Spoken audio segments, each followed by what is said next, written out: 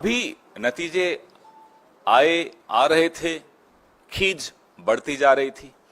खींच साहब लोगों की ऐसी बढ़ी कि उन्होंने संसद के परिसर में, जहां हम लोग सब बैठकर संसदीय मर्यादाओं का, संविधान का और लोकतंत्र को बचाने के लिए जहां हम धरने पे बैठते थे, शांतिपूर्ण प्रदर्शन करते थे, बापू महात्मा गांधी जी का जो स्टैच्यू है, बड़ा ऐतिहासिक स्टैच्यू है, आप लोग अक्सर कैमराज में उसको दिखाते हो, और जैसा मैंने कहा, उन्हीं के चरणों में बैठकर, यही भाजपा जब विपक्ष में होती थी, ये लोग भी उन्हीं के चरणों में बैठकर हमारे खिलाफ विरोध करते थे और लोकतंत्र की रक्षा करते थे, संविधान की रक्षा करते थे। हम विपक्ष में आए, हम भी वही कर रहे थे। लेकिन ये एक अनोखे प्राणी है।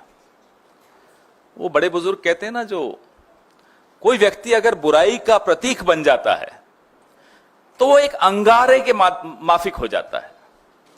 जलता है तो हाथ जला देता है और बुझता है तो हाथ काले कर जाता है। तो ये बुझते बुझते भी हाथ काले करते जो जा रहे हैं। महात्मा गांधी का स्टैच्यू, आपको तस्वीरें दिख रही हैं, वीर शिरोमणि शिवाजी महाराज, छत्रपति शिवाजी महाराज का स्टैच्यू, बाबा साहब डॉक्टर अंबेडकर का स्टैच्यू, ये तमाम स्टैच्यू वहां से हटा दिए गए। पीड़ा किस बात की है, खींच किस बात की है? पीड़ा इस बात की है कि ये जो one nation one reincarnation, one nation one god जो बनना चाह रहे थे, एक देश एक भगवान खुद जो बनना चाह रहे थे, उन्होंने कहा बीच चुनाव के कि महात्मा गांधी को तो कोई जानता ही नहीं था जब तक पिक्चर नहीं आई। लोगों ने जवाब दिया, 4 जून को करारा जवाब दिया। अब खींच निकालने के लिए उन्होंने महात्मा गांधी का स्टैच्यू वहां से उखाड़ दिया और धकेल दिया कहीं पीछे जाकर।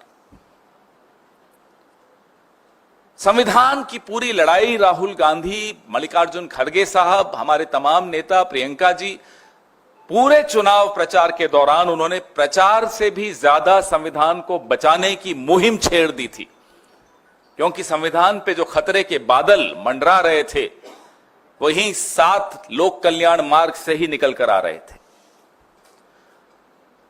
तो बाबा साहब अंबेडकर के खिलाफ भी खींच निकाल दी, उनका स्टैच्यू भी यहां से उखाड़ दिया, पीछे धकेल दिया। महाराष्ट्र के नतीजे आपके सामने हैं, करारा जवाब महाराष्ट्र के लोगों ने भी दिया। तो महाराष्ट्र के लोगों से बदला लेना के लिए उन्होंने क्या कदम उठाया कि छत्रपति शिवाजी महाराज का स्टैच्यू भी यहां से उखाड़ दिया और पीछे धकेल दिया।